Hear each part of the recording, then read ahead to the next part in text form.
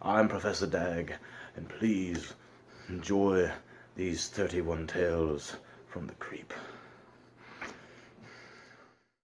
Chapter 15. The Mountains. I looked in the rearview mirror to see a stretch of highway bend and fade in the distance. We were halfway to our destination. The beautiful Blue Ridge Mountains were waiting for us, and a cool, brisk one-night camping trip in the middle of nowhere would be a much-needed getaway from the daily trappings and bustle of society. We listened to our favorite songs and talked about everything. We were already feeling the chains unloose as we rode down that long highway. About an hour later, we pulled into the Forest Service Road as the sun was starting to hide behind the trees. As we rode along the gravel road, the crunch of the rocks and the birds in the trees filled our ears, and the trees dancing with their fading leaves colored our vision. Finally, the campsite appeared ahead from around the corner, and I drove the truck in the parking spot. We got everything set up and got the fire going, and the hot dogs prepared to roast. We had a good night relaxing, and it was getting close to time to get to sleep.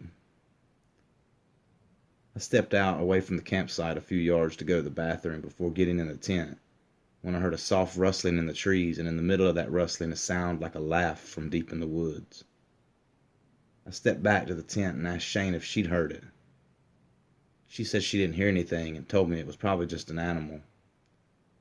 I said, true, or maybe it was a witch. She laughed and I laughed. We made several other jokes like the kind you do when you're really just nervous but you hide it by humor. We lay down to go to sleep, the smooth creek nearby lulling us into rest. Then in the middle of the night, a loud crash woke me and Shane up at the same time. I scrambled for a light. We both looked at each other and I hurried to get my shoes on. I unzipped the tent in a hurry and shone my flashlight all around.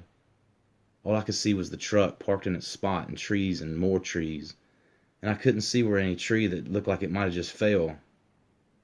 I got all the way out and I walked a few steps away from the tent.